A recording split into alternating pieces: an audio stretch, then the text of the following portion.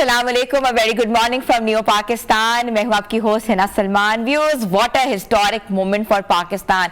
आपको पता है कि Islamabad memorandum of understanding between United states of America and Islamic of Republic of Iran का जो इनवान दिया गया है, और अमरीकी नशरियाती इदारे CNN के मुताबिक एक सीनियर अमरीकी ओहदेदार ने 14 नकात पर मुश्तमिल इस दस्तावेज को पढ़कर सुनाया है, जिसने हमास की बहाली, ईरान पर माली पाबंदियों में नरमी और जोहरी प्रोग्राम से मुतल्लिक आइंदा मुज़ाकरात के निकात शामिल होंगे। और आपको पता है कि फ्राइडे वाले दिन जेनेवा में जो है मुकम्मल तौर पर यह सेरेमनी जो है साइन होगी, और अब ये देखा जा रहा है कि मुकम्मल जंग बंदी हो जाएगी। और इसका क्रेडिट जाता है पाकिस्तान को, क्योंकि पाकिस्तान ने बहुत कहते हैं ना कि ना सिर्फ सपोर्टिव, मीडिएटर और स्टेबलाइजर का काम किया है, बल्कि पाकिस्तान ने जो वो काम किया है जो कि दुनिया में किसी मुमालिक ने नहीं किया। It's a historic moment in a way कि पाकिस्तान की जो बैकडोर डिप्लोमेसी थी, पाकिस्तान की जो डिप्लोमेसी थी, पाकिस्तान ने अपने एलाइज के साथ मिलकर जो है वाकई इस जंग को रुकवाने में बहुत अहम किरदार अदा किया है।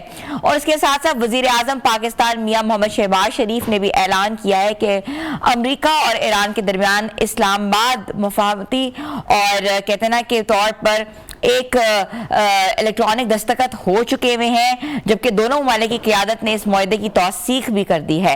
पाकिस्तान ने इस पूरे अमल में एक जिस तरह का रोल प्ले किया है, और वजीर आजम शहबाज शरीफ ने इस पेशरफ को सफारतकारी की एक बड़ी कामयाबी करार देते हुए कहा है कि ये एक बड़ी कामयाबी है। इससे ना सिर्फ पाकिस्तान ने अपना सॉफ्ट इमेज पूरी दुनिया में दिया है, बल्कि बताया है कि हम ऐसा मुल्क हैं जो कि पीस प्रिवेल है। हम लोग पीस को कहते प्रिवेल करते हैं, हम पीस को प्रमोट करते हैं। और ख़ास तौर पे मशरिक़ वुस्ता में जो कशीदगी थी, जिसने ना सिर्फ मुल्कों के अंदर जो है जंगरेजी का माहौल डाला हुआ था, बल्कि आपको पता है इससे आलमी मार्केट भी बहुत ज़्यादा मुतासर हो रही थी। इंटरनेशनल मार्केट में आपको पता है स्ट्रेट ऑफ हॉर्मुज़ के बंद होने से जो है वो कितने मसाइल पैदा हो रहे थे। ऑयल प्राइसेस जो है वो अनकंट्रोलेबल थी। इसके साथ साथ आपको पता है कि दुनिया का 30 to 40% जो ऑयल है वो इस स्ट्रेट ऑफ हॉर्मुज़ के ज़रिए जो है वो आगे तमाम ममालिक में पहुँचाया जाता है। तो उसके साथ साथ ये भी था कि महंगाई, इन्फ्लेशन का भी बहुत ज़्यादा जो था वो मसला चल रहा था। और अब थोड़ी सी बात करते हैं मुआहदे के हवाले से। तो इस मुआहदे के तहत ईरान ने हर्मस को दोबारा खोलने और अमेरिका ने ईरान के खिलाफ बहरी नाकाबंदी जो ब्लॉकेड हुआ था उसको ख़त्म करने का ऐलान किया है। और इसके साथ साथ ये भी कहा गया है कि अब चीज़ें जो हैं वो बेहतर हो जाएंगी और कशीदगी जो है वो ख़त्म हो जाएगी, और सफारती हल की जानिब से एक अहम जो इसको मोड़ करार दिया है वो शुरू हो जाएगा। और ख़ास तौर पे गल्फ़ कंट्रीज़ के हवाले से अगर बात की जाए तो वहाँ जो है सबसे ज़्यादा असरात मुरतब हुए हैं। और अब देखना ये है कि गल्फ़ कंट्रीज़ आपस में जो है कैसे एक कहते हैं ना कि इकट्ठे होकर जो है अपना रोल जो है वो बेहतर बना सकते हैं, रिलेशनशिप्स बेहतर कर सकते हैं, और डिप्लोमेटिक रिलेशन के ज़रिए ही इस मज़ीद आगे आने वाली सूरत हाल को बेहतर बनाया जा सकता है। और ये जो जंग थी, ये थर्ड वर्ल्ड वॉर की तरफ जा रही थी, इस जंग को रोकने में जो कारकर्दगी दिखाई है वो पाकिस्तान का नाम जो है सर फहरिस्त है। और व्यूअर्स, ये तो थी डिप्लोमेसी के हवाले से पॉलिटिकल इम्पॉर्टेंट डेवलपमेंट थी आपके साथ शेयर करूं। मगर अगर हम बात करते हैं फीफा की, आपको पता है चेहरों पे वैसे ही मुस्कुराहट आ जाती है। FIFA world cup 2026 3 different countries में हो रहा है, न्यूट्रल वेन्यूज़ में हो रहा है, जिसमें कनाडा, जिसमें अमेरिका और जिसमें मेक्सिको शामिल है। कंट्रोवर्सीज़ का तो शिकार हुआ है, मगर अपने बेहतरीन प्लेयर्स हम देख सकते हैं। आपको पता है कि मेसी की कारकर्दगी, की परफॉर्मेंस, रोनाल्डो की परफॉर्मेंसेस, और इसके साथ साथ आपको पता है कि नज़रें लगी हुई थी और भी बहुत से स्ट्राइकर्स के ऊपर। और ख़ास तौर पर अगर हम रोज़ के मैचेस की बात करें तो रोज़ाना ही मैच हो रहे हैं, और अर्जेंटीना के लिए लियोनेल मेसी की हैट्रिक जो है वो काबिल सताइश है। फ्रांस के लिए एम्बापे ने जो धुआंधार कारकर्दगी दिखाई है वो भी आपके सामने है। और इंग्लैंड की क्रोएशिया के खिलाफ बड़ी फतह जो है वो भी बहुत हैरान कुन नताइज है। कहीं अपसेट्स हो रहे हैं और कहीं जो है अच्छा गेम देखने में आ रहा है। और इसके साथ साथ अगर लेटेस्ट डेवलपमेंट के ऊपर बात करें तो कोलंबिया वर्सेस क्रोएशिया का मैच जो था वो दिखाया जा रहा था और उसमें भी 3-1 से जो है वो कोलंबिया को बढ़तरी हासिल है। तो बात करेंगे वर्ल्ड कप के हवाले से, world cup matches, group stages और क्या होने वाला है फीफा फुटबॉल वर्ल्ड कप जो है। तमाम शायकीन की नज़रें अभी उसी पे ही लगी हुई हैं और हमारे साथ मौजूद हैं फैसल इकबाल, साबिक कप्तान पाकिस्तान फुटबॉल टीम। जी अस्सलाम वालेकुम फैसल। वालेकुम सलाम जी, बहुत शुक्रिया आपका। माशाल्लाह से वर्ल्ड कप का क्रेज और फीवर पूरे पाकिस्तान में है। तो अभी रिसेंटली बल्कि 5 मिनट ही हुए हैं, अभी मैच खत्म हुआ है। रात के 10 बजे शुरू होते हैं, 12 बजे, 3 बजे, सुबह 6 बजे, 7 बजे। तो फुटबॉल फैंस को तो पूरा समझ लें पार्टी चल रही है। अब फैसल फुटबॉल फैंस की तो वाकई इसकी इस वक्त पार्टी चल रही है। फैंस जो है सही सही रात जो है मंचिंग कर रहे हैं टीवी स्क्रीन के आगे। मगर हम पाकिस्तान को कब देखेंगे, मेरा बहुत अहम सवाल है आपसे। जिदान इकबाल तो इराक की तरफ से खेल रही हैं, पाकिस्तानी प्लेयर थे, उनकी परफॉर्मेंस भी अभी देखने में आएगी। लेकिन where Pakistan is standing in FIFA और कब हम देख सकते हैं, कितने सालों के बाद पाकिस्तान शमूलियत इख्तियार कर लिएगा? जी बिल्कुल सेम क्वेश्चन 4 साल पहले मैं प्रोग्राम में गया तो वहां पे भी होस्ट ने सेम क्वेश्चन पूछा कि when we gonna see Pakistan in the world cup. तो मैंने यही बोला था कि सफर बहुत लंबा है लेकिन सफर जारी रखना है हमको। तो जिस तरह से नया फॉर्मेट आया है, लास्ट ईयर 32 टीम्स थी, इस दफा 48 टीम्स है फीफा वर्ल्ड कप के अंदर। Chances are now getting closer. लेकिन यह है कि हमें सही डायरेक्शन में अपना सफर तय करना है। 211 ममालिक हैं पूरी दुनिया के अंदर जो फुटबॉल में इस टाइम पे फीफा के साथ जिनकी मतलब रुकनीत है। तो वन ऑफ देम पाकिस्तान है, ठीक है। तो चांसेस रहेंगे लेकिन हमें अपना सफर पाकिस्तान को अपना किबला दुरुस्त करना है, अपना सफर सही सिंध में जारी रखना है। सफर बहुत लंबा है क्योंकि ओवरनाइट कभी भी सक्सेस नहीं मिलेगी। बहुत से मुल्कों के 50-50 साल के प्रोजेक्ट से फिर जाके कहीं वर्ल्ड कप क्वालिफाई होता है। हम 4 साल, 8 साल, 12 साल की बेस के ऊपर कभी भी नहीं सोच सकते कि हम पाकिस्तान क्वालिफाई करेगा। बड़े लॉन्ग टर्म प्रोजेक्ट लेके चलना पड़ेगा हमें। लेकिन उम्मीद है हमें, बहुत बड़ा मुल्क है हमारा, बहुत अच्छा अच्छा उम्मीद तो है फैसल, लेकिन कोई लीग नजर नहीं आती, कोई स्ट्रक्चर नजर नहीं आता, कोई मैचेस नजर नहीं आते, कोई टूर्नामेंट नजर नहीं आता। तो ये हमारी उम्मीद जो है ये सिर्फ कागजी उम्मीद है। बिल्कुल आपने बहुत, बल्कि मुझे तो आप लग रहा है कि फुटबॉल समझने वाली है। बिल्कुल आपने बिल्कुल ठीक तरफ इशारा किया कि सिस्टम यही है। मैं जो बात कर रहा हूँ कि प्लेयर्स को day in day out, week in week out उनका डोमेस्टिक सीजन होना चाहिए कि जिसमें प्लेयर्स को हम जज करें। अगर हम पाकिस्तान टीम की करंटली बात करें तो हमारे पास majority of the players, diaspora players who are living abroad. तो उनका ब्रॉटअप बाहर है, उनका जो डोमेस्टिक है वो बाहर है। तो where we are seeing local guys, उनके पास कोई कंपटीशन नहीं है। क्या हमारे लोकल गाइस को खेलने का हक नहीं है? उनको हक है, मुकम्मल हक है, जिस तरफ आप इशारा कर रही हैं। तो PFF is looking for a proper PFF league, जो कि एक प्रॉपर प्रोफेशनल लीग होगी इंशाअल्लाह।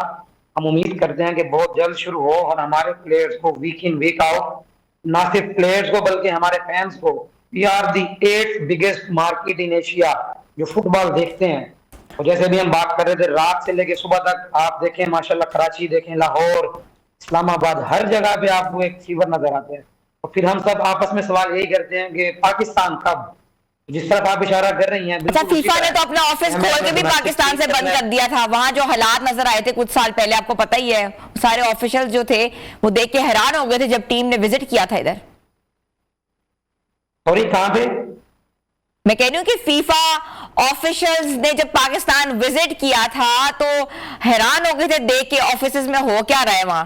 तो उन्होंने तो फीफा का टैग भी उठा लिया था पाकिस्तान से। ये कुछ चीजें हैं जो विद इन द और एडमिनिस्ट्रेटिव स्ट्रक्चर हमारी कमी है बहुत ज्यादा। लेकिन हम बैठे हैं as a football technical official, हम बात करेंगे फुटबॉल की टेक्निकलिटीज के ऊपर। जो चीजें पॉलिटिकली फुटबॉल के साथ जुड़ी हुई होती हैं तो वो लाजमी बात है कि जो वो स्टेक होल्डर्स हैं उन्होंने देखना है। हम as a football players, fans, हम तो चाहेंगे कि फुटबॉल हो, हर टाइम हो और पूरा साल हो, हमारे हर प्लेयर को मौका मिले अपना फुटबॉल शोकेस करने का। हाँ, जो एडमिनिस्ट्रेटिव साइड है हमारी, उनको बार ठीक होने की जरूरत है हमें लॉन्ग टर्म के लिए। अच्छा, मैचेस के हवाले से क्या कहेंगे? एम्बापे की परफॉर्मेंस जो है हमारे सामने है, इसके साथ साथ आपको पता ही अभी जो हैट्रिक हुई है उसने एकदम से फुटबॉल फैंस के अंदर कहते हैं ना कि जोश और जज्बा लगा दिया। हर बच्चा जो है वो शर्ट पहन के जो फिर रहा है, मेसी की, रोनाल्डो की, एम्बापे की। बिल्कुल एग्जैक्टली, ये दुनिया के बहुत बड़े लाजमी बात, स्टार हैं, बहुत बड़े, बहुत फैन फॉलोइंग है। हम खुद शाम को अपने बच्चों को जब ट्रेनिंग देते हैं तो हमारे बच्चे जो खेलने वाले आते हैं तो इन्हीं स्टार्स को फॉलो करते हैं। Most of the kids follow Ronaldo, Messi, इसी तरह एम्बापे है, डिजायर डू है, नेमार है। तो इन स्टार्स को देख के बच्चों में ये फीवर होता है, उनकी शर्ट पहन के रखेंगे। मैं खुद लियोनेल मेसी का बहुत बड़ा फैन हूँ और कल जो मेरा दिन गुजरा है बड़ा शानदार गुजरा है। सुबह सुबह जब मैं उठा नमाज के बाद 6 बजे मेसी का मैच था, तो मेसी ने बहरहाल बहुत शानदार हैट्रिक की है। और एम्बापे और मेसी की बात करें, जहां पर 2022 का वर्ल्ड कप इन्होंने छोड़ा था फाइनल के अंदर, एम्बापे ने हैट्रिक स्कोर की, मेसी ने ब्रेस किया था 2 गोल्स। सेम पेस पे अर्जेंटाइन एंड फ्रांस ने इस वर्ल्ड कप के अंदर भी अपना स्टार्ट लिया है। पहले ही मैच में मेसी ने हैट्रिक की और बिल्कुल पहले मैच में एम्बापे ने ब्रेस किया, 2 गोल्स किए। तो ये स्टार्स, ये बड़ी टीम्स उस रिदम को अभी भी कैरी कर रही हैं और ये टीम्स इंशाल्लाह इस वर्ल्ड कप में और बेहतर, जैसे जैसे वर्ल्ड कप बढ़ेगा। अच्छा, रोनाल्डो की परफॉर्मेंस के ऊपर आप क्या कहेंगे? आई थिंक उसका ये लास्ट वर्ल्ड कप होगा। रोनाल्डो की बात करें, उस तरीके से सामने नहीं आए जिस तरीके से मेसी है, एम्बापे है। नजरें तो नीमार पे भी लगी हुई थी बिकॉज ही इज इंजर्ड, लेकिन लेट्स सी रोनाल्डो के हवाले से क्या कहेंगे आप? Ronaldo is a very big player, बहुत बड़ी फैन फॉलोइंग है, बहुत बड़ा इम्पैक्ट है फुटबॉल के ऊपर उसका, बहुत बड़ा इमेज है। फुटबॉल एक इंडिविजुअल गेम नहीं है कि कोई एक बंदा जाएगा, लेट्स सपोज क्रिकेट की तरह जाएगा, 200 मार देगा, 300 मार देगा। Football is a team game, तो जहां पर 11 के 11 प्लेयर ने मिलकर जो भी टीम की स्ट्रेटेजी बनी होगी, टीम टैक्टिक्स बनी होगी, at the end of the day पूरी टीम ने परफॉर्म करना है तो जीतना है। No doubt Ronaldo, Messi, Mbappe, Harry Kane, ये बड़े नाम हैं कि जो डिसाइसिव मूवमेंट्स के अंदर मैचेस को डिसाइड कर सकते हैं। हाँ, लेकिन वर्ल्ड कप अभी शुरू हुआ है, अभी 2 मैचेस और भी हैं। कुछ टीम्स अपना आप दिखाएंगे, जो बड़ी टीम्स होती हैं वो आहिस्ता आहिस्ता अगले मैचेस में फिर बढ़ती हैं। तो मुझे बहुत उम्मीद है रोनाल्डो का लास्ट डांस है, उसके बहुत फैंस है, चाहने वाले हैं, वो लाजमी तौर पर देखना चाहेंगे कि उनका जो स्टार है वो इस वर्ल्ड कप में अच्छा परफॉर्म करे और जो रोनाल्डो के फैंस है वो भी बहुत खुश हों। और मैं उम्मीद करता हूँ रोनाल्डो अगले मैच में अच्छा परफॉर्म करेंगे। अच्छा, एशियन टीम्स की बात करें जिसमें आपको पता है कि कोरिया है, कतर, ईरान है, सऊदी अरेबिया, किन के इम्कानात ज्यादा नजर आ रहे हैं आपको? बहुत अच्छा रिजल्ट जा रहा है एशिया का। अभी उज्बेकिस्तान को मैंने मैच देखा है बैठ के, जो कोलंबिया के साथ हो रहा था। उज्बेकिस्तान का पहला वर्ल्ड कप है। Until 98 minutes they were playing very competitive football, 2-1। बिल्कुल लास्ट सेकंड में तीसरा गोल हुआ है, मतलब हम स्कोर लाइन पे देखें तो 3-1 है, लेकिन अगर हम गेम को देखें तो Uzbekistan were playing very amazing football. इसी तरह हम सऊदीया की बात करें, उन्होंने 1-1 ड्रा किया यूरुग्वे के साथ। साउथ कोरिया की बात करें, उन्होंने यूरोपियन टीम चेक रिपब्लिक को 2-1 से हराया। ऑस्ट्रेलिया की बात करें, तुर्की यूरोपियन टीम को 2-0 से हराया। इराक की बात करें, मतलब इन्होंने अच्छे मैच खेले हैं। तो हमारी एशिया की टीम इस वर्ल्ड कप के अंदर बहुत अच्छा परफॉर्म कर रही है।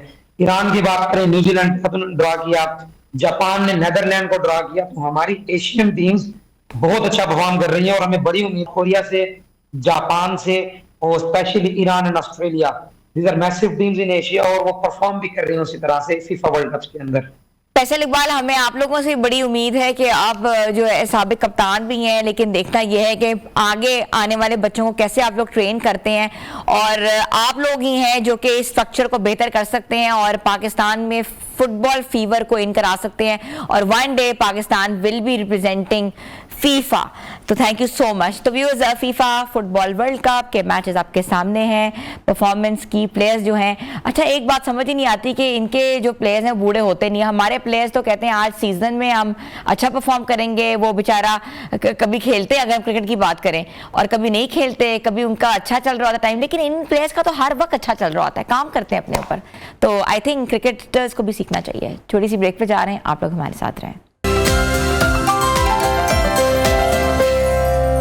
Welcome back viewers. आजकल जो मोटापा है सिर्फ वो मसला नहीं है, मसला ये है कि मोटापे से हम खूबसूरत कैसे लगें, यंग कैसे लगें। और मोटापे को कम करने के लिए अक्सर लोग कहते हैं कि हमारी ब्राइटनेस कम हो जाती है, हम खूबसूरत कम नज़र आते हैं, हम डाइटिंग करते हैं, मुंह पे झुर्रियाँ आ जाती हैं, अजीब सा हर चीज़ सैगी होना शुरू हो जाती है।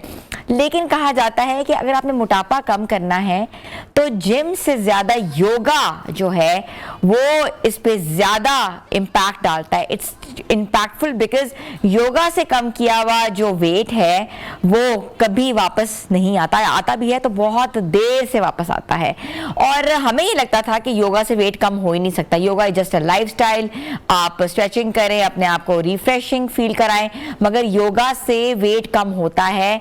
राइट टेक्निक्स के बारे में पता होना चाहिए, पोस्चर्स के बारे में पता होना चाहिए, योगा कब कब करना चाहिए, कैसे करना चाहिए। और जिनको ब्लड प्रेशर्स है, जिनको कोलेस्ट्रॉल है, जिनको शुगर है या जिनको कोई भी ऑटो इम्यून डिजीज है, उनको भी योगा करना चाहिए। और वो कौन सा योगा करना चाहिए तो आज हमें बताएंगी हमारी फिटनेस एक्सपर्ट आयशा मुजम्मिल। अस्सलाम वालेकुम आयशा। वालेकुम सलाम। कैसी हैं आयशा? अल्लाह का आयशा शुक्र। हमेशा फिट रहती हैं, क्या करती हैं? योगा। योगा करती है जी। अच्छा, योगा जिससे मैंने भी आपसे पूछा कि योगा लोग कहते हैं कि इट्स अ लाइफस्टाइल, ये कोई ऐसी चीज़ नहीं है कि जिससे आपका वजन फौरन कम होना शुरू हो जाए, क्या ये बात है? अच्छा, योगा से ना बहुत क्विक वेट लॉस के साथ इंचेस रिडक्शन होते हैं, क्योंकि आपकी बॉडी पे अल्लाह ताला ने जो स्किन का एक ड्रेस पहनाया हुआ है ना, बाय द टाइम वो सैगी भी हो जाता है, बाय द टाइम रीजंस की वजह से वो लटक भी जाती है बॉडी। जब आप योगा करते हैं ना तो सबसे पहले आपकी जो बॉडी की स्किन है वो टाइट होना शुरू होती है। अब जो एक फैट बॉन्ड है it is equal to, scientifically देख लें तो oxygen, carbon dioxide and water मिलकर फैट का एक बॉन्ड बनाते हैं आपकी बॉडी में। जब आप योगा करते हैं, आप इनहेल एक्सहेल करते हैं, ऑक्सीजन को इनहेल करते हैं, कार्बन डाइऑक्साइड रिलीज करते हैं, उससे आपको स्वेट होता है तो आपका फैट बॉन्ड टूट जाता है। तो जो योगा है साइंटिफिकली आपका वेट बहुत जल्दी कम करता है। अब कार्डियो है, अगर किसी खातून का वेट है 86 kg या 90s में, वो कोई जंप्स नहीं कर सकती, वो कार्डियोज नहीं कर सकती, वो जंपिंग जैक्स नहीं कर सकती, वो बहुत सारे वर्कआउट नहीं कर सकती, स्क्वाट्स नहीं कर सकती, क्योंकि अगर उनका पोस्चर सही नहीं है तो डेफिनेटली वो अपने एंकल पर या अपनी लोअर बैक पर प्रेशर डालेंगे। अगर उनका जो ट्रेनर है वो खुद भी करी है, एंगल सही नहीं है, पोजीशन पाँव की सही नहीं है तो उनके लिए हार्मफुल हो जाएगी वही एक्सरसाइज। लेकिन योगा एक ऐसा वर्कआउट और ऐसा एक स्टाइल है कि आपकी जितनी मर्जी एज है आप उसमें योगा कर सकते हैं और वो कभी भी आपको हार्मफुल नहीं करेगा, रिएक्ट नहीं करेगा। तो योगा कर लेना चाहिए। अच्छा, योगा आप कह रही हैं कि जो जिनका वेट ज्यादा है वो तो एक्सरसाइज नहीं कर सकते, तो वो योगा कर सकते हैं? क्योंकि योगा के तो पोस्चर्स ही बहुत खतरनाक किस्म के होते हैं, क्योंकि इसमें स्ट्रेचिंग बहुत ज्यादा करनी पड़ती है। अच्छा, योगा को ना हमने वो एक स्पेसिफिकली बनाया है कि शायद वो कोबरा आसन जरूरी है, शायद वो स्ट्रेचिंग बहुत जरूरी है, ऐसा बिल्कुल नहीं। योगा में बेसिक, यानी अगर किसी खातून की सर्जरी हुई है ना 3 या 4 दिन पहले तो वो भी योगा कर सकती है। आप देखिए, हमारे ज्यादा सी सेक्शंस के हवाले से बात कर रही हैं। डॉक्टर्स कहते हैं कि अब आपका सी सेक्शन हुआ है तो हमारी तो सी सेक्शन जो है 20 दिन बेड से नहीं उठती। नहीं, लेकिन वो आप उस वक्त बेड पे लेटे लेटे योगा करें ना। अच्छा, बेड पे लेटे लेटे योगा करें, बैठ के करें, थोड़ा सा पाँव मूव करें, सबसे सेफर जो एक्सरसाइज है। आपने बड़ी जबरदस्त बात की सी सेक्शन के हवाले से, I want to discuss more. कहते हैं कि जिसको सी सेक्शन हुआ उसको ज्यादा मोबाइल रहना चाहिए ताकि हीलिंग ज्यादा हो। हमारे यहाँ कॉन्सेप्ट ये है कि एक्सरसाइज ना करो, बेल्ट ना लगाओ, चलो ना, फिरो ना, बस एक तरीके से ना आप बिल्कुल स्टिफ होके बेड पे लेटे रहें। कैसे? देखिए, बॉडी बहुत ज्यादा ना जो बल्की हो जाती है सी सेक्शंस के बाद, उसका रीजन ये है कि उस वक्त आपका टिश्यू सॉफ्ट होता है, ठीक है, बॉडी दोबारा से उस प्रोसीजर में आ रही होती है, वापस रीशेप हो रही होती है, अल्लाह ताला उसकी हीलिंग कर रहे होते हैं। तो अगर उस वक्त ही आप इसको पकड़ लेना, उस वक्त ही आप बेल्ट यूज करना शुरू कर दें, उस वक्त ही आप थोड़ी सी इनहेल एक्सहेलिंग की प्रैक्टिस करो बेड पे लेटे लेटे। योगा के इतने पोस्चर्स हैं जो आराम से आप बेड पे लेटे लेटे कर सकते हैं, तो उस वक्त ही स्टार्ट कर लेना अगर, तो आपकी रिकवरी का टाइम है उसमें बड़ी जल्दी आपका जो रीशेप बॉडी होती है वो कवर अप होना शुरू होती है। ठीक है, आप रेस्ट करें, अच्छी डाइट लें, प्रोटीन डाइट लें, लेकिन इतने घी से भरे हुए पराठे और ये सब चीजें ना लें जिसकी वजह से वेट बढ़ रहा होता है। इसका मतलब है कि जो हमारी खवातीन है ना, ये खाने में एहतियात नहीं करती, बिल्कुल ऐसा ही है। अच्छा, जिस्म की चर्बी बहुत बड़ा मसला है, वो कम नहीं होती, इंचेस भी कम हो जाते हैं, लेकिन फिर भी आपका वो जो कहते हैं ना कि एक फॉर्मेटी में आना, एक आपकी शेप लेकर आना, क्या वो भी योगा करती है? अच्छा, योगा इस चीज के लिहाज से सबसे बेस्ट वर्कआउट प्लान है। आप जब भी आप कार्डियो करें, आप स्ट्रेंथ एंड ट्रेनिंग करें, जब आप छोड़ देते हैं ना तो उसके बाद आपकी बॉडी सैगी होना शुरू हो जाती है, मसल लूज होना शुरू हो जाता है। अब जो मसल लूज हुआ, 1 महीना लगा के आपने स्ट्रेंथ एंड ट्रेनिंग की, मसल आपने बिल्डअप किया, छोड़ दिया, 15 दिन बाद मसल ब्रेक होना शुरू हो जाएगा, वो फ्लैबी होगा, फ्लैबी हो जाएगा, ठीक है ना। अब जब आप योगा से वर्कआउट करते हैं और योगा से वेट लॉस करते हैं, तो जो आपने वेट कम किया है ना 5-6 महीने तक, तो अगर आपका वही बैड लाइफस्टाइल है तब भी वो वापस नहीं आता। आयशा, हमारा मसला ये कि हमारी बॉडी जो है एशियन वुमेन पीयर शेप्ड होती है। जी बिल्कुल, ठीक है, हम सारी जो है वो पीयर शेप्ड है, one somehow to other, हमारा यही स्ट्रक्चर है। सबसे मुश्किल होता है पीयर शेप को ठीक करना, वो हम कैसे कर सकते हैं? अच्छा देखिए, उसके लिए ना योगा की 7-8 एक्सरसाइजेज है। आप इधर चेयर योगा कर लें, आप कुछ भी नहीं कर सकते ना, आप चेयर योगा कर लें। वो कैसे होता है? थोड़ा सा आप करके दिखाएं ना, आप करके एक पोस्टर दिखा सकती हैं? नहीं, मैं करके तो जैसे देखिए, हाँ, आपके दोनों जो पाँव है ना वो फ्लोर के साथ लगे होने चाहिए। योगा के लिए आपके फ्लोर पे लगे हो। ये देखिए, ओके, आपने अपनी कमर को बैक को स्ट्रेट किया, ठीक है, ठीक है, लाइक मैंने स्ट्रेट किया, ठीक है। ये अपने दोनों हाथ ऊपर किए, 1 2, चिन इसको टच करना, अपनी एल्बो इसको टच करना है, हाथ टच करें, टच करें। अब आप देखिए, मुझे एक मम्मी पाउच बना हुआ है, कोई मुश्किल तो नहीं है ना इसमें? नहीं, बिल्कुल मुश्किल नहीं। अभी देखिए, जो मम्मी पाउच आपका बना हुआ है, हाँ, एक तो उसको आपके मम्मी पाउच को ये अच्छा, ये जो एक्स्ट्रा आपके जो लव हैंडल्स कहते हैं उसको मम्मी पाउच भी कहते हैं। हाँ, लव हैंडल्स तो यहाँ होते हैं, मम्मी पाउच होता है जो बैली हमारी अंदर नहीं जाती। ओके, ठीक है। अच्छा, अब आपने ये कर लिया। हाँ। अच्छा, अब आपने एक पाँव को सिर्फ स्ट्रेट करना है, ठीक है? ठीक है। ये हाथ यहाँ रखा, ऊपर लेकर जाए, ऊपर लेकर जाए, ऊपर लेकर जाए, राइट? हाँ, इस तरह से। अभी देखिए, इसमें कुछ मुश्किल नहीं है, कुछ मुश्किल नहीं है इसमें, लेकिन देखिए आपने देखिए मेरा हाथ कॉन्स्टेंटली मेरे नी के ऊपर है, जो नी ऊपर जा रहा है, क्यों? क्या have to support the muscle, क्योंकि हो सकता है मेरे मसल को तो आदत है, लेकिन हो सकता है किसी और को स्ट्रेन आ जाए। ठीक है, अब आप यहाँ चेयर पर बैठे हुए हैं, तो आपने कि अपने लव हैंडल्स पर काम करना है, ठीक है ना? आप दोनों हाथ ऊपर लेकर जाएं, ठीक है? Clap clap clap clap. इसमें ये होता है क्या मुश्किल है? हाँ, ये बहुत आसान है। साइड्स पे काम करना चाहते हैं, हाँ, ठीक है, आप यूं करके, आप यूं करके क्लैप कर दें। चेयर पे यहाँ ऊपर स्ट्रेच करें, थोड़ा सा बॉडी को स्ट्रेट करें, थोड़ा सा साइड पे ले जाएं। अब आप देखिए, अगर आपका पोस्चर स्ट्रेट है तो सिर्फ लोअर एंड पे वेट नहीं आ रहा, आपके लव हैंडल पर काम हो रहा है। हाँ, अगर आपका पोस्चर गलत है तो आएगा स्ट्रेन। अब उस गलत पोस्चर क्या होता है? जब आपने कभी भी अपनी कमर का कोई भी पोस्चर करें, स्पेशली लव हैंडल्स का, तो हमेशा दोनों पाँव के दरमियान गैप होना चाहिए। ओके, ये गैप है, ठीक है। अब आपने स्ट्रेच किया, अब आप करके देखिए एक्सरसाइज, और आप दोनों पाँव को साथ ज्वाइन करके देखिए एक्सरसाइज। अब कोई स्ट्रेन नहीं है। अगर मैंने ज्वाइन करके किया है तो स्ट्रेन मेरी बैकबोन की लोअर, जो जिसको दुमची भी कहते हैं उर्दू में, उस पर आएगा, ठीक है। तो आपने पोजीशनिंग को देखना। ये आपका सिटिंग योगा है, ये सिटिंग योगा है, ठीक है। अब बैठे बैठे आप चाहते हैं कि भाई आप किचन में इवन काम कर रहे हैं, हम किचन में काम करें, वहां भी योगा कर सकते हैं, ठीक है। अच्छा, वहां कैसे करते हैं? आपकी जो स्लैब होती है ना, हाँ, उस स्लैब पर, हाँ, शेल्फ जो स्लैब होती है, ठीक है, उसके ऊपर हाथ रखें, अपनी हथेली से प्रेशर डालें, इनहेल करें, ठीक है, टमी टाइट है, रिलैक्स, 5 to 10 सेकेंड्स का पॉज दें, रिलैक्स। अब उसी आपने शेल्फ पे हाथ रखा, अपने हील्स को ऊपर, अपने टोज पे खड़े हो जाएं और फिर इनहेल करें, एक्सहेल करें। खवातीन में जो पिट्यूटरी ग्लैंड का बहुत बड़ा मसला होता है, जिससे उनके हार्मोन्स डिस्ट्रैक्ट होते हैं, सबसे अच्छा वर्कआउट है ये कि या तो आप वॉल पकड़ें या स्लैब पे हाथ रखें, टोज पे खड़े हो, इनहेल एक्सहेल करें। आयशा, मजीद एक्सरसाइजेस भी हम आपसे सीखते हैं, आप बहुत कुछ सीख रहे हैं, क्योंकि ये ऐसी योगा एक्सरसाइजेस हैं जो कि मैंने भी पहली बार मैंने की हैं। छोटी सी ब्रेक पे जा रहे हैं, आप लोग हमारे साथ रहें।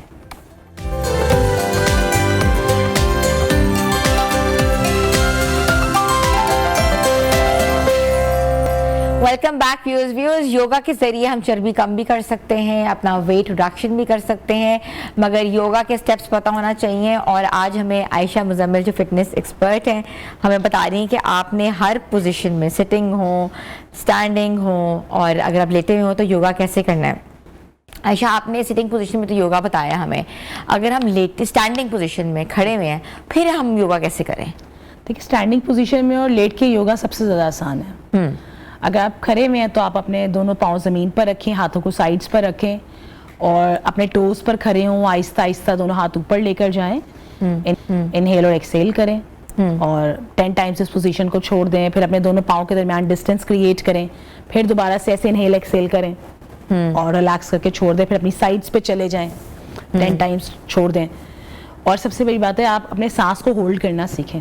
जब सांस को होल्ड करें तो जो आपकी जबान है ना, उसको अपने तालू के साथ आप चिपकाएं, ठीक है, और अपने टमी को बाहर की तरफ निकालें, ठीक है।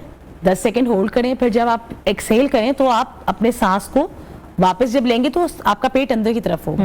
अच्छा, योगा हमने देखा है अक्सर लोग ना डिफरेंट यूट्यूब के ऊपर वीडियोस लगा के बड़े बड़े मुश्किल पोज करना शुरू कर देते हैं, और एक दिन योगा करते हैं, 4 दिन बिस्तर पर पड़ जाते हैं, और वो कहते हैं जी शिल्पा शेट्टी का ये योगा आया था, तो उसका ये योगा आया था, करीना ऐसे कर रही थी। वो योगा काफी सालों से वो लोग कर रहे हैं, वो वार्म अप करते हैं ना पहले बॉडी को। हाँ। मैं हमेशा कहती हूँ कि जब आप YouTube से कोई लिंक देख रहे हैं ना, देखिए आप उनके वेट में, आपकी बॉडी कंडीशन में, स्ट्रेचिंग में बहुत फर्क है। पहले एक तो आप अपनी बॉडी को वार्म अप करें, और दूसरी बात है योगा जो होता है हेड टू टो होता है। अब आपने उनकी वीडियो लगाई, हो सकता है कि वो स्टैंडिंग आसन कर रही हो सकता है कि वो बैठ के कर रही हो, कोबरा कर रही हो। अब आप डायरेक्ट उस पर चल जाएंगे तो फिर क्या होगा, मसल पुल ही होगा कि आपकी बॉडी तो वार्म अप ही नहीं है। पहले head to toe warm up कर ले, वार्म अप करने की बात करें। और कोई भी एक्सरसाइज, देखिए आपने सालों लगा के वेट चढ़ाया है, आप कैसे एक्सपेक्ट करते हैं बेचारे योगा से कि वो आपका वेट 2, 4, 5 दिन में कम कर दे? ये नहीं हो सकता। इसलिए एनर्जी सारी एक ही दिन ना लगाएं, एक दिन लगाइए एनर्जी और 4 दिन आप स्ट्रेचेस की वजह से बेड पर बैठे हुए। उससे अच्छा तरीका ये है कि आपने 10 मिनट्स अपने आप को मॉर्निंग में देने हैं, 10 मिनट्स अपने आप को रात को देने हैं। अब उसका तरीका क्या होता है, मतलब हर पाकिस्तानी खातून के लिए, क्योंकि देखिए हमारी खवातीन बहुत ऑक्यूपाइड होती है, अगर वर्किंग प्रोफेशनल है तो उससे ट्रिपल ऑक्यूपाइड है। तो उसका तरीका क्या है कि आप जब सुबह उठी है ना, आप जिस भी टाइम पर उठती हैं उससे पूरे 15 मिनट पहले उठ जाएं, बस इतना सा आप करें। उस वक्त खामोशी होती है, आप पहले अपना योगा कर लें 10 मिनट, 3 मिनट आपने स्टैंडिंग पोजीशन करनी है, 3 मिनट आपने बैठ के करने, 3 मिनट आपने लेट के करनी है। वेरी नाइस, हाँ तो कर सकते हैं। अच्छा, जो नहीं जा सकते सेंटर्स में या जिनके पास फैसिलिटीज नहीं है, वो कैसे आपसे कैसे सीख सकते हैं? देखिए ऑनलाइन योगा सबसे बेस्ट है कि आप व्हाट्सएप के वीडियो व्हाट्सएप के कॉल के ऊपर, थ्रू, जूम के थ्रू। अच्छा। और अगर आप इससे भी ज्यादा ऑक्यूपाइड हैं तो एक कंसल्टेंसी कॉल बुक कर लें। उस कंसल्टेंसी कॉल पे जूम का एक लेक्चर रिकॉर्ड करवाना जो कस्टमाइज आपका ही होता है, ठीक है। उसमें आप भी की रिकॉर्डिंग होगी, रिकॉर्डिंग आपको ही भेज दी जाएगी। उसमें यानी कि देखिए अब जैसे कुछ खवातीन की बैक एक बहुत ज्यादा है, कुछ खवातीन के कंधे के मसल्स बहुत वीक हैं, ठीक है, कुछ की स्पाइनल कॉर्ड में इशू है, कुछ के ज्यादा लिफ्टिंग नहीं हो सकती, कुछ के घुटनों में बहुत मसाइल हैं। पाकिस्तानी खवातीन की तो मेजॉरिटी घुटनों में प्रॉब्लम है, ठीक है।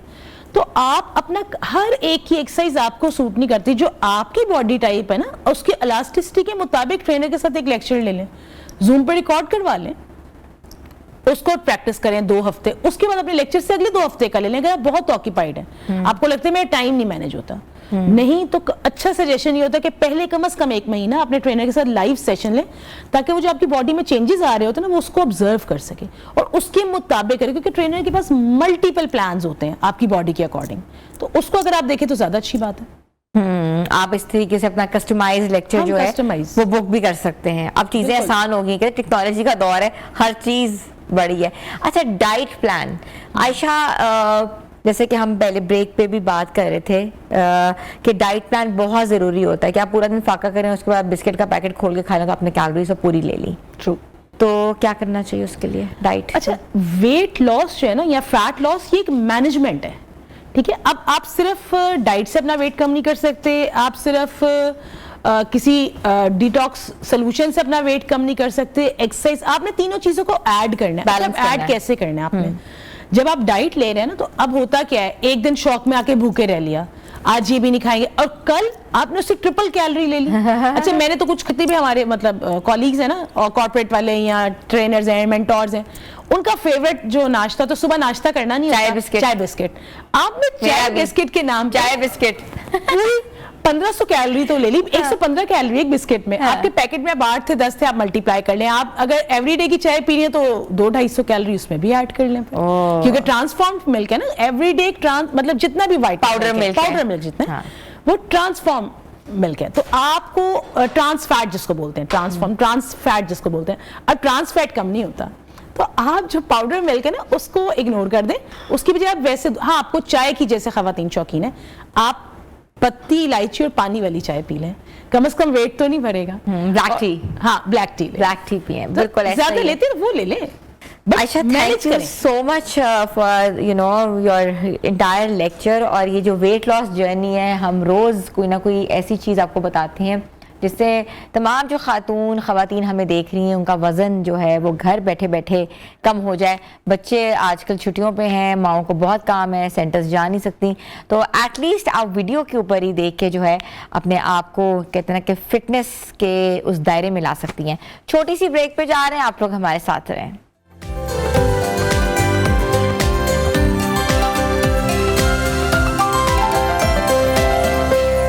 वेलकम बैक व्यूअर्स, बात करते हैं सेहत के हवाले से। आपको पता है एक वक्त था जब दिल की बीमारियां सिर्फ कहते हैं बुजुर्गों को होती थी, ऐसे शख्स को होती थी जो अपनी आधी उम्र गुजार लेते थे, तो फिर पता लगता था जी उनको दिल की बीमारी हो गई है।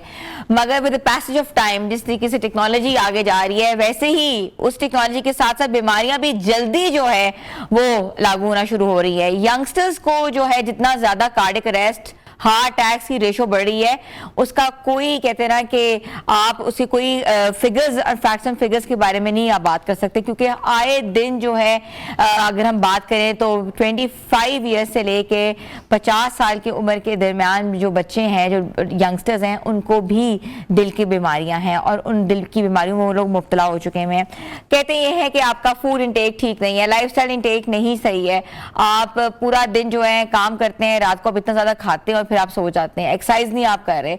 मगर दिल की बीमारियां जो हैं इसके बरक्स, एक तो कहते हैं ना कि आप नॉर्मल मेडिसिन लें जिससे दिल की बीमारियां जो हैं वो कर्ब हो सकती है, मगर ऐसी मेडिसिन, ऐसे घर की रेमेडीज इस्तेमाल कर सकते हैं जिससे दिल की बीमारियां ना सिर्फ कर्ब कर सकते हैं बल्कि आपको अगर सिम्टम्स नहीं भी आए तो आप खाना शुरू करें, ताकि कभी ना खुदा ना खास्ता आपको आगे आने वाले सालों में ये बीमारी ना हो सके, क्योंकि ये बीमारी जो है ये जानलेवा है। और आज हम इस पे बात करेंगे कि दिल की बीमारियां जो हैं किस किस टाइप्स की हैं, कैसे होती हैं, सिम्टम्स क्या होते हैं, अलामात क्या होते हैं और हम लोग कैसे इससे बच सकते हैं। तो हमें ज्वाइन किया है हकीम अताउर रहमान सिद्दीकी साहब ने। आपने उनको हमेशा देखा है, उनकी वीडियोज़ भी आप पसंद करते रहते हैं, बहुत से पॉडकास्ट भी करते हैं। हमने सोचा कि आज हम नेचुरली उनसे पूछें कि नेचुरोपैथी में जो है इसकी क्या मेडिसिन है। अस्सलाम वालेकुम जी। वालेकुम सलाम रहमतुल्लाह। कैसे हैं हकीम साहब? अल्लाह का बड़ा एहसान, अल्हम्दुलिल्लाह जी। हकीम साहब, दिल की बीमारियां जी, एक तो कहते हैं ना कि ये दिलों का मामला है जी जी, तो जो मामला अगर खराब हो जाए तो दिल का मामला भी खराब हो जाता है। ऐसी है बिल्कुल। तो ये बताइए कि ये जो मामला है दिल का, ये इतनी यंगस्टर्स को क्यों आ रहा है इतनी छोटी उम्र में? जी बिस्मिल्लाहिर्रहमानिर्रहीम। देखें, इसके अंदर बहुत से फैक्टर्स हैं कि नौजवानों में दिल के अमराज बहुत कॉमन हो चुके हैं और अब ये दो अलग चीज़ें हो गई हैं। एक दिल की बीमारी हार्ट अटैक की शक्ल में होती थी जो कॉमन थी, जो पता था सबको जो हार्ट अटैक होता है। अब कार्डियक अरेस्ट भी आ चुका है और कार्डियक अरेस्ट पहले भी होता था, लेकिन अब बहुत ज़्यादा नौजवानों में आप देखें ना 30 साल 25 साल की उम्र है, अचानक जो है ना डेथ हो जाती है। और जो दिल का हार्ट अटैक है ना उसका सर्वाइवल फिर भी है कि आप उसमें ट्रीटमेंट करते हैं या फौरी हॉस्पिटल ले जाते हैं तो आप ट्रीटेबल हो जाते हैं। कार्डियक अरेस्ट में नहीं है। कार्डियक अरेस्ट में तो आप फिल फोर बेहोश हो जाते हैं, गिर जाते हैं, आपकी नब्ज नहीं मिलती और आपकी जो है ना सांस बिल्कुल ऐसे जैसे सांस खत्म हो चुकी है। और कार्डियक अरेस्ट और दिल की बीमारियों का मैं थोड़ा सा फर्क बता दूं आपको। हार्ट अटैक बेसिकली आर्टरीज की ब्लॉकेज की वजह से ऑक्सीजन आपके दिल के पट्टों को नहीं मिलती।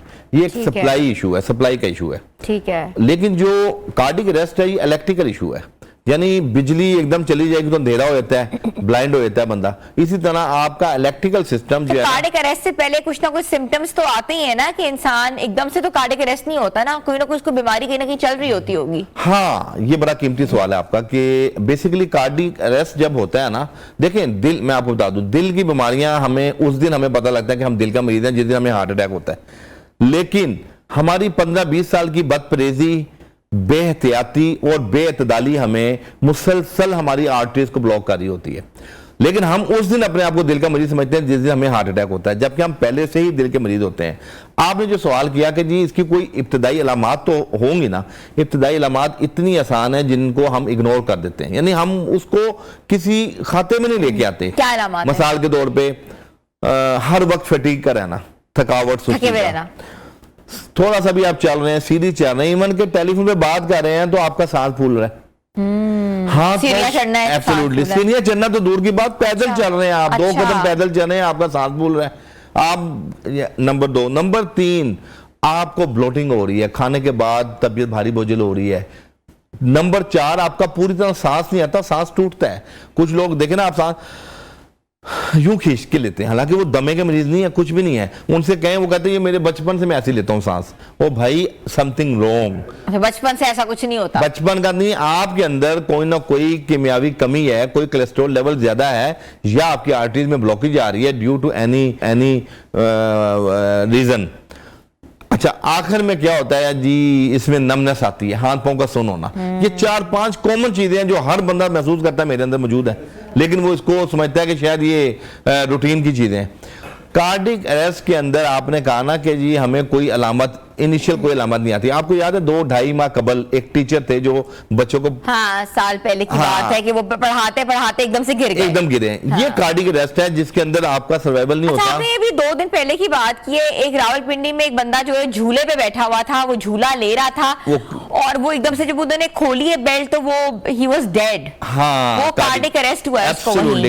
वो शॉक से था, पैनिक अटैक हुआ, क्या हुआ है? क्योंकि वो झूला भी बहुत स्केरी था। बेसिकली जो कार्डिक अरेस्ट होता है ना, इसके अंदर जो हमारे मिनरल्स होते हैं ना, जो सप्लाई चेन होती है इलेक्ट्रिकल सिस्टम की, मिसाल के तौर पे हमारी बॉडी के अंदर मैग्नीशियम, कैल्शियम और ये जो आपका है क्या कहते हैं पोटेशियम, ये सारी जो मिनरल्स है ना, सोडियम, ये तमाम लेवल ड्रॉप होते हैं तो आपका दिल एकदम रुक जाता है और दिल की जो है ना कोलैबोरेशन का फर्क पड़ता है और वहां पे अचानक आप जो है ना बेहोश हो जाते हैं और उसके बाद आपके उसमें क्या होता है, आपकी डेथ हो जाती है। इसमें फिर जिन लोगों को दिल के पट्टे कमजोर है उनमें भी मामला होता है, जिन लोगों में न्यूट्रिशन डेफिशिएंसी है, यानी हमारे यहाँ लोग जो बहुत ज्यादा पसीने में बाहर काम करते हैं आउटडोर गर्मी में, उनकी बॉडी से नमकियात का अखराज हो जाता है। नमकियात का ज्यादा अखराज होना भी कार्डिक अरेस्ट का बायस बनता है। अच्छा, हम उसको पूरा नहीं कर पाते। अच्छा, डिहाइड्रेशन जिसको कहते हैं। डिहाइड्रेशन, देखिए डिहाइड्रेशन तो एक आम सी चीज है ना कि बॉडी से पानी, वो और चीज है कि पानी का कम होना,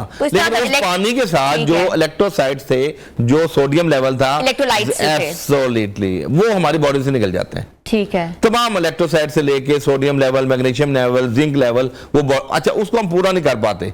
हम क्या करते हैं कि हम सिर्फ गए हैं, ठंडा पानी पिया तो हमने समझा कि शायद हमारी अपना डिहाइड्रेशन ठीक होगी। भाई डिहाइड्रेशन खाली सादे पानी से ठीक नहीं होगी, आपको नमकीन शिकंजी लेनी पड़ेगी, आपको अनारदाने का पानी या कोई शरबत ऐसा लेना पड़ेगा, बादाम का, या आप इमली आलू बुखारे का आप एक्सट्रैक्ट लें, शरबत लें, वो आपकी कीमियावी कमी को पूरा करेगा। अच्छा, दिल के पट्टों को सेहतमंद हम किन अज्जा से बना सकते हैं? जी, दिल के पट्टों को तकवीत देने के लिए हमारी तिब के अंदर सफर जल, बही का मुरब्बा मौजूद है जो दिल को ताकत देता है। सफर जल कहते हैं और ये दुनिया का बेहतरीन दिल के पट्टों को मजबूत देने वाली चीज है। दूसरे नंबर पे जौ का दलिया, नबी मेहरबान की मरगूब गज़ाओं में से है तलबीना। तलबीना क्या है? 3 चीजें हैं तलबीना में, जो दूध और शहद है। बाकी बहुत सी कंपनी ने मुख्तलिफ चीजें डाल के उसकी एफिकेसी और बड़े मामलात किए हैं, लेकिन जो सादा तलबीना है जो नबी मेहरबान को पसंद है वो 3 चीजें, और ये दिल की बीमारियों के लिए, दिल को तकवीत देने के लिए दुनिया की बेहतरीन चीज है ये गज़ा। तीसरे नंबर पे हमारे पास मौजूद है काले चने। काले चनों में फास्फोरस भी मौजूद होता है, आपको पता है, और फास्फोरस जो है ना वो हमारे घोड़े जो भाग रहे होते हैं उनका सांस नहीं फूलता, वो काले चने खाते हैं चबा चबा के। आज हमारे यहाँ काले चने जो हम खाने में बनाते हैं कि वो जो काले चने मिल रहे होते हैं, कोई भी है काले चने, चाहे आप भुने हुए खा लें, चाहे आप अच्छा शोरबे की शक्ल में घर में बना लेंगे ना, उसकी यखनी अगर आप पी लेंगे, 2-4 चम्मच आप चने ले लें और ऊपर से उसकी यखनी पी लें, वो आपकी बॉडी को जुज़े बदन बनेगा और आपको पूरी तकवीत देंगे और वो आपकी बॉडी में एक टॉनिक का काम करेगा। मुझे ये बताएं हकीम साहब, कहते ये है कि हरी मिर्च और अदरक और लहसुन की चटनी बना के खाने से दिल मजबूत होता है, क्या ऐसी बात है? बेसिकली दिल मजबूत नहीं ये चीजें करती, दिल की बीमारियों का जो असबाब है, ट्राइग्लिसराइड है, कोलेस्ट्रॉल लेवल है, LDL HDL, जब इनका अदम तवाजुन होता है तो ये चटनी क्या होता है, ब्लड थिनर का काम करती है। आपको पता है कि जब हार्ट अटैक का इशू होता है तो इमीडिएट बेस पे उन्हें ब्लड थिनर दिया जाता है, एस्प्रिन दी जाती है ताकि फौरी तौर पे खून पतला हो और उनका जो फ्लो कर जाए, जी उनकी जो क्लॉट ना बने, एब्सोल्युटली क्लॉट ना बने और हॉस्पिटल पहुंचने का उन्हें वक्त मिल सके। इसी तरह हम कहते हैं कि खुदा न खासा अगर आपको घर के अंदर महसूस हो रहा है कि आपका हार्ट के मसाइल हैं और हॉस्पिटल आपके घर से दूर है या आपको ले जाने वाला अटेंडेंट में 5-10 मिनट लेट है, तो आप फौरी तौर पर घर के अंदर दालचीनी, अनारदाना, लहसुन और और ये जो है काली मिर्च, ये 4 चीजों का आप कावा पी लें, ये नेचुरल ब्लड थिनर है, फौरी तौर पे आपका खून अच्छा, पतला अगर आपको पेन हो रही है जी, उसमें भी फॉर स्किन देगा। इंस्टेंस एंजाइना पेन हो रही है तो अगर हॉस्पिटल जाने में थोड़ा टाइम है जी, तो ये आप कावा पी लें। 4 चीजों का कावा पी लें, आप यकीन कीजिए फौरी तौर पे आपका खून पतला होगा और आपको पेन में रिलीफ मिलेगा और आपको डकार आएगा और आपका सर्वाइवल अच्छा हो जाएगा कि अगर आपको आधा पौना घंटा पहुंचने में लग भी जाता तो है आपको डिस्प्लिन लेने की जरूरत नहीं है। मैं ये कह रहा हूं कि बाद घर में डिस्प्लिन भी नहीं मौजूद होती स्क्रीन में, तो ये नहीं कह रहा कि अच्छा। आप स्क्रीन से महरूम हो। अगर स्क्रीन मौजूद है, घर में डिस्प्लिन मौजूद है या कोई भी ब्लड थिनर मौजूद है, वो तो पहले इमरजेंसी फर्स्ट एड। एब्सोल्युटली। और अगर वो चीजें मौजूद नहीं है, आपको वो भी तो मेडिकल स्टोर जाना पड़ेगा ना, अगर घर में मौजूद नहीं है तो जो घर में किचन रसी में चीजें मौजूद है उसको आप फिल फोर हर्बल मेडिसिन के तौर पे एज अ वो टोटके के तौर पे आप ले लें। बड़ी पते की बात आपने ये बताई बहुत कीमती बात है, यानी ये आप तमाम लोगों को चाहिए कि ये ज़हन नशीन कर लें कि घर में किसी को अगर सीने में जबड़े में तनाव है, दिल वाली साइड पे बोझ है, सांस फूल रहा है, स्वेटिंग हो रही है, पसीना आ रहा है और सांस रुक रहा है, तो वो समझ ले कि हार्ट अटैक की इनिशियल अलामात हैं और वो ये 4 चीज़ों का मुरक्कब इस्तेमाल कर ले तो अल्लाह की रहमत से वो उसका सर्वाइवल स्ट्रांग हो जाएगा। ठीक है हकीम साहब, ये भी तो मसला होता है ना कि अगर आपको इंसोम्निया है, आपको नींद नहीं आती, वो भी आपका खिंचाव दिल पे पड़ता है, या आपका ब्लड प्रेशर हाई है, आपका शुगर डायबिटीज है आपको, तो वो भी खिंचाव आपका दिल पे पड़ता है। नहीं, बेसिकली उस देखिए मैं आपको बताऊं, जैसे एक डायबिटीज पेशेंट है, शुगर का पेशेंट है, शुगर का पेशेंट जब मरीज को शुगर होती है तो उसके जो मेजर 3 ऑर्गन है उसको मुतासिर करता है। वो कौन से 3 ऑर्गन है? वो दिमाग है, वो दिल है, वो किडनी है। जब आपको शुगर होती है और कंटिन्यूसली आपकी शुगर ज्यादा रह रही है, हमारे यहाँ बहुत बड़ा अलमिया ये है कि हम वेरी फर्स्ट जैसे इंसुलिन से डरते हैं, हम लोग टैबलेट पे रहते हैं या टोटको पे रहते हैं या कोई भी मेडिसिन ले रहे हैं। अच्छा, उसके अंदर क्या होता है कि आपकी जो शुगर है फास्टिंग या रैंडम वो कंट्रोल तो है, लेकिन आपके ऑर्गन को सिक्योरिटी नहीं मिलती। मैं बहैसियत तबीब लोगों को ये कहता हूं कि देखें पूरी दुनिया में all of the world diabetes का ट्रीटमेंट नहीं है, लेकिन जब आपकी पेनक्रियास के बीटा सेल टाइप 2 शुगर में डैमेज हो जाते हैं और वो इंसुलिन नहीं बना रहे हैं लेकिन कम बना रहे हैं, उसकी कंपनसेशन नहीं हो रही शुगर से, तो उस सूरत में अगर आप इंसुलिन पे लग जाते हैं तो आप यकीन कीजिए आपके तीनों ऑर्गन्स क्योर हो जाते हैं। हम कहते हैं कि अगर प्री डायबिटीज भी अगर आपको है तो आप फिल फोर अपने आप को शुगर का मरीज समझे। हमारे HbA1c लोग 6 तक भी है ना वो चला जाता है तो वो कहते हैं जी ऊपर अभी हमें शुगर नहीं है। अच्छा, ये बहुत बड़ा अलमिया है कि HbA1c जो 3 माह की शुगर की कलेक्शन है वो 6 पे चली जाती है और उनमें जो फास्टिंग और रैंडम है ना वो नॉर्मल आ रही होती है, तो मरीज समझता है मैं ठीक हूँ। प्री डायबिटीज के अंदर आपको सिर्फ परहेज नहीं करना, हर्बल दवाई भी यूज करनी है। वो हर्बल दवाई क्या है? हर्बल दवाई मैं आपको बता देता हूँ। देखें, अर्क गुलाब, घर के मैं आपको वो चीजें बताऊंगा जो ग्राउंड रियलिटी है और घर के अंदर ही आपका इलाज होगा। अर्क गुलाब आम सी चीज है, सुबह निहार मुंह आधा कप पीना शुरू करते हैं प्री डायबिटीज वाले लोग, और उसके साथ आप रात को ना 1 चुटकी 1 गिलास पानी में मेथी दाना और 1 चुटकी कलौंजी, ठीक है, ये 2 चीजें आप कोई लंबा काम ना करें, उसको आधे गिलास 1 गिलास पानी में भिगो के ढक के रख दें, सुबह निहार मुंह उठते साथ ही आप वो पानी पी लें और वही अर्क गुलाब जो आपने आधा कप या चौथाई कप पीना उस पानी में डाल लें। आप यकीन कीजिए 15-20 दिन के बाद आप 15-20 दिन में मैं कहूँगा 3 माह के बाद जब आप दोबारा टेस्ट कराएंगे जो HbA1c है ना वो 6 वाला 5 पे आ जाएगा। अच्छा। ये टोटका नहीं है, ये देखें पूरी दुनिया में रिसर्च है। कलौंजी के बारे में कुरान हदीस से साबित है कि ये शिफा कुन जो है ना, मौत के अलावा बाकी सब चीजों का इलाज इसमें कलौंजी में, मौत का भी इलाज होता तो इसी से होता और इसमें अल्लाह ने शिफा रखी है काले दानों में, नंबर 1। और जो मेथी है ना, मेथी आपकी बॉडी के अंदर जितने हार्मोनल डिसबैलेंस हैं, पैनक्रियाटिक इन्फेक्शन है या पिट्यूटरी ग्लैंड या हाइपोथैलेमस या आपकी जो भी बॉडी के अंदर हार्मोन, थायराइड, तमाम हार्मोन्स का जो अदम तवाज़ुन होता है उसको बैलेंस करती है नेचुरली तौर पे मेथी। इवन कि जो बच्चियों में गायनी के इशू होते हैं उसमें भी ये मेथी कलौंजी का कावा बहुत इफेक्टिव होता है। और ये जो शुगर है हमारी अल्हम्दुलिल्लाह, ये भी आपको पता है कि लुबलबा के अंदर जो बीटा सेल हैं उसकी डीजेनेरेटिव चेंजिंग्स, और टाइप 1 के अंदर तो डेफिनेटली आपको अगर खुदा ना खासा बच्चों को या बिल्कुल शीरखार बच्चों से लेके जवानों को अगर अचानक होती है उसके अंदर तो अल्टीमेटली आपने इंसुलिन लेनी है। उसमें ना आपने कोई टोटका करना है ना आपने कोई टैबलेट लेनी है, वेरी फर्स्ट जैसे आप। और वो जो टाइप 1 शुगर है वो 500-600 शुगर पहली अटेम्प्ट में आपको नजर आती है, जी आपने शुगर करवाई है 600 पे गई भी शुगर। अच्छा, हमारे साथ लाइव कॉलर्स भी मौजूद हैं, आप हमें लाइव कॉल्स कर सकते हैं और हकीम साहब से मशवरा भी ले सकते हैं। एक लाइव कॉलर हमारे साथ है सहर सिद्दीकी साहिबा जी। अस्सलाम वालेकुम सहर। अस्सलाम वालेकुम। वालेकुम अस्सलाम, कैसी हैं हिना? मैं ठीक हूँ, आप ठीक है? माशाल्लाह बहुत प्यारी लग रही है पहले के हमेशा की तरह। आपका बहुत बहुत शुक्रिया। क्या पूछना चाहेंगी? हकीम साहब से मुझे ये पूछना था कि ये जो इन्होंने 2 अभी बताए हैं तोड़ के घर में करने के लिए, एक दालचीनी अनारदाना वाला, वो मुझे पूरा समझ नहीं आया, इसको रिपीट कर दें प्लीज। और दूसरे मुझे कोलेस्ट्रॉल को कंट्रोल करने के लिए कोई अगर बता सकें वो प्लीज काइंडली बताएं। कोलेस्ट्रॉल को कंट्रोल करने के लिए कोई रेमेडी बता सकें, और पहली जो रेमेडी बताई है वो बता दें वापस। ठीक है सर, आप सुने। जी बिल्कुल, जो पहली रेमेडी बताई है उसमें दालचीनी, अनारदाना, काली मिर्च और ये पुदीना के पत्ते भी ले सकते हैं, पुदीना भर के पुदीना, और उसमें आप जो है ना ये इलायची भी डाल सकते हैं। ये 4-5 चीज़ों को आप फौरी तौर पे कावा बना के ना उस पेशेंट को पिला दें। उसमें बाज़ औक़ात जो एपिगैस्ट्रिक पेन है वो मैदे का दिल की वजह से भी एपिगैस्ट्रिक रीजन में पेन आता है, फौरी तौर पे रिलीफ मिल जाएगा और खून को पतला करती हैं चीज़ें। दूसरे नंबर पे आपने पूछा कि जी वो कोलेस्ट्रॉल लेवल बढ़ता है, तो उसके लिए अभी मिसीना ने वो चटनी का बताया था कि पुदीने की जो चटनी है वो दुनिया की बेहतरीन चीज़ है। अच्छा, पुदीना, अनारदाना, अदरक, लहसुन, उसके अंदर आप ये करें अजवाइन, जीरा सफ़ेद और तुलसी के बीज भी इसमें बहुत फ़ायदा देते हैं, और अलसी के बीज भी बहुत फ़ायदा देते हैं। इनको थोड़ा बहुत आप मुरक्कब बना के पाउडर उस चटनी पे डाल के आप इस्तेमाल करें तो यकीन कीजिए दुनिया की बेहतरीन जो है ना ये एंटी क्लॉट या एंटी वो जैसे आप कह रहे हैं प्लेटलेट्स का काम करेगी। एब्सोल्युटली ठीक है हकीम साहब, बिल्कुल हमने छोटी सी ब्रेक पे जाना है और ब्रेक के बाद हम वापस आ रहे हैं। आप हमें लाइव कॉल्स कर सकते हैं और रेमेडीज पूछ सकते हैं। Stay tune with us.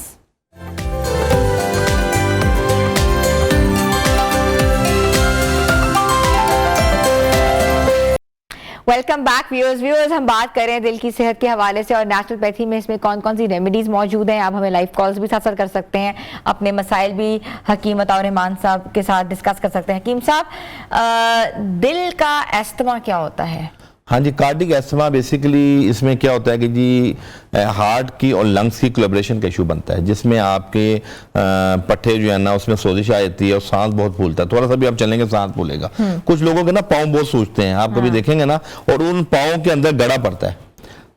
यानी अगर देखें पाँव की सोजिश जिगर की वजह से भी होती है, पाँव की सोजिश यूरिक एसिड की वजह से भी होती है, लेकिन बहुत ज्यादा पाँव सूजे हों और आप जब दबाएंगे उंगली के साथ तो गड़ा पड़ेगा। वो गड़ा अगर पड़ा तो इट्स मीन कार्डिक एस्थमा है कि दिल के पट्टों पे सोजिश है। उसके लिए हमारे तिब के अंदर 3 चीजें बहुत ही कामयाब है, मैं आपको भी बताता हूं। ये है गुले गाउज़बान, आप स्क्रीन पे देख सकते हैं जी। गुले गाउज़बान ये एक जड़ी बूटी है, आपको पता है इस गाउज़बान का मेन इंग्रेडिएंट्स है दिल के लिए, पट्टों के लिए, असाब के लिए, दुनिया की बेहतरीन चीज है। नंबर 2, ये गाउज़बान, वो गुले गाउज़बान थे, उसके फूल थे, ये गाउज़बान इसकी लकड़ी है। ठीक है जी, दरख्त की लकड़ी है, इसको गाउज़बान कहते हैं। और तीसरी चीज हमारे पास मौजूद है अब्रेशम। सिर्फ ये 3 चीजें, ये आप देख सकते हैं, ये एक ऐसा खोल होता है कि जिसको अब्रेशम के कीड़े ने धागे उसको जो है ना अपनी जिंदगी जो है ना समझ ले कि दूसरों की जिंदगी के लिए ना वो खुद मर जाता है। इस खोल के अंदर वो जब जाता है, रेशम का कीड़ा होता है, अब्रेशम का कीड़ा होता है जो धागे किस तरह इसको वो बुनता है और वो अपना एक जाल सा बना के खोल बनाता है, ये आप देख सकते हैं। और इसको आपने काट के अंडे की तरह, ये छोटा सा होगा सफेदी नुमा, हाँ ठीक है, इसको काट के अंदर से कीड़ा फेंक के वो आपने कहवा पीना है। इसका ये 1 या 2 अब्रेशम के आप वो डाल लें दाने इसके जो हैं, और ये चौथाई चम्मच ये दोनों चीजें आप डाल लें, गाउज़बान और गुले गाउज़बान। सिर्फ ये 3 चीजें, जिनके पाँव पे सोजिश आती है, जिनका सांस बहुत फूलता है, और जो दिल के मरीज हैं उनको भी वो भी कार्डिक एस्थमा में कन्वर्ट हो जाते हैं। तो मैं समझता हूं कि दुनिया की बेहतरीन चीज है। अगर उनको दमा है, खांसी है, और आपको पता है दिल के मरीज में बहुत ज्यादा खून पतला करने वाली दवाइयां खाने से खांसी भी बढ़ जाती है। तो अल्हम्दुलिल्लाह ये नुस्खा उन पेशेंट के लिए तेरे बदब का। हकीम साहब, एक कॉलर हमारे साथ है, आजम साहब है गुजरावाला से। जी अस्सलाम वालेकुम।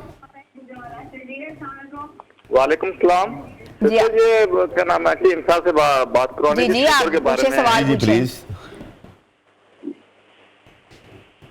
सवाल पूछिए आजम साहब।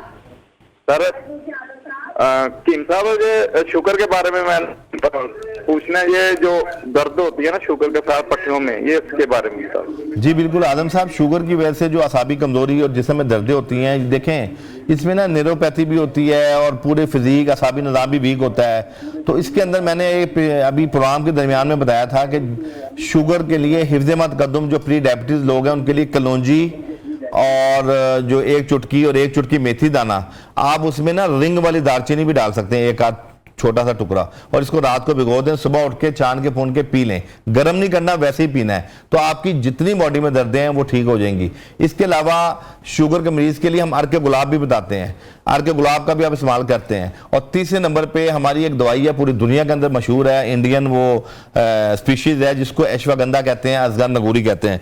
ये मैं आपको दिखा भी सकता हूँ, हमारे पास अश्वगंधा यहाँ मौजूद भी है, हमारे पास असगर नगूरी जो है ना जी, असगर नगूरी है, ये देखें जी, ये है असगर नगूरी, आप इसको फ्रेम में देख सकते हैं। ये दुनिया की बेहतरीन मेडिसिन है जो शुगर के मरीज में जिस्म में जो फैटीग होती है, पेन्स होती हैं, असाबी कमजोरी है, उसको ये दूर करती है। इसका आप पाउडर बनवा के 1/4 टीस्पून बीडी डोज में ट्वाइस अ डे सादे पानी से लें, इंशाल्लाह शुगर की वजह से जो दर्दें वो खत्म हो जाएंगी। ठीक है। अच्छा, अश्वगंधा के वाकई बहुत फायदे हैं। जी, अश्वगंधा पूरी दुनिया के अंदर इसका बहुत फायदा है, और ये आपकी vitamin D, calcium, magnesium, zinc इसमें नेचुरल पाया जाता है। बच्चों को भी देना चाहिए, ये बच्चों को भी देना चाहिए। इससे अच्छा ये ऑसिफिकेशन जो आपकी बोन्स की है उसके अमल को बेहतर करती है, हड्डियों को मजबूत करती है। हकीम समझता है ऑटिस्टिक बच्चों को भी लोग आजकल दे रहे हैं, क्यों दे रहे हैं? उसकी वजह यह है कि जो उन बच्चों में ऑटिज्म के जो बच्चे हैं उसमें न्यूट्रिशन डेफिशिएंसी पाई जाती है, तो नेचुरल तौर पे इसको सुपर फूड कहा गया है। जैसे मोरिंगा है हमारा, आपको पता है सारी जितना भी मोरिंगा पूरा एशिया में था ना, साउथ अफ्रीका जाता था, और साउथ अफ्रीका में बच्चे कमजोर लागर पैदा होते थे।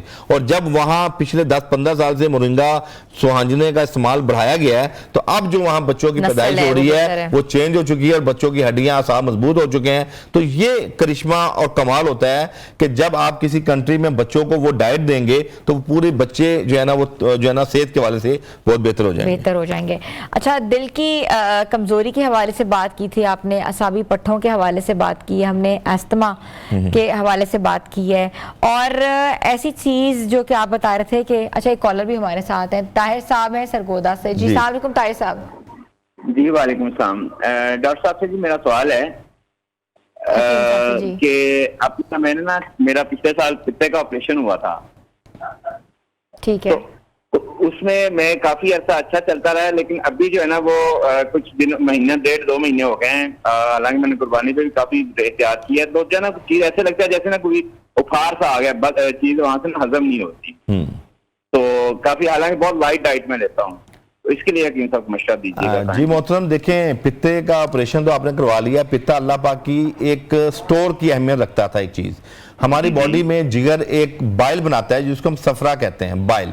अच्छा, वो तो जिगर बना रहा है, लेकिन उसका जो स्टोर रूम था जहां पे वो स्टोर होता था वो आपने निकाल दिया है। तो वो बाइल अब आंतों के अंदर गिरता है, पेट में ज्यादा बन रहा है जिससे ब्लोटिंग हो रही है, अफारा होता है, और कुछ टाइम लोगों को ना वो पेट लूज भी हो जाता है। हमारे पास तिब के अंदर एक तो आपने काम ये करना है कि खाना खाएं, चाहे दोपहर का, रात का, सुबह का, आपने खाने के आधे घंटे तक ना कोई लिक्विड लेना है, ना कोई पानी लेना है, ना चाय, ना कॉफी, इवन दही का रायता भी नहीं लेना। और दूसरा, आपने खाने के 30 मिनट बाद या 45 मिनट के बाद एक कहवा पीना है जो घर के अंदर ही मौजूद होता है, अमूमन पुदीना, सौंफ और इलायची। सिर्फ ये 3 चीजों का आप कहवा पीना शुरू कर दें 2 टाइम खाने के मिनिमम 30 मिनट बाद या 40 मिनट के बाद, आप यकीन कीजिए ये जो आपकी ब्लोटिंग है, पित्ता निकलने की वजह से जो उसका फंक्शन है, वो ये पुदीने से, उसमें बेशक आप एक छोटा चने के बराबर टुकड़ा अदरक का भी डाल सकते हैं, या सूखा पाउडर, जंजीबील का सूखा पाउडर जो है उसका 1 चुटकी डाल सकते हैं। तो आप यकीन कीजिए ये नुस्खे से आपके पित्ते के जो मसाइल हैं उससे आपको अफाका मिल जाएगा।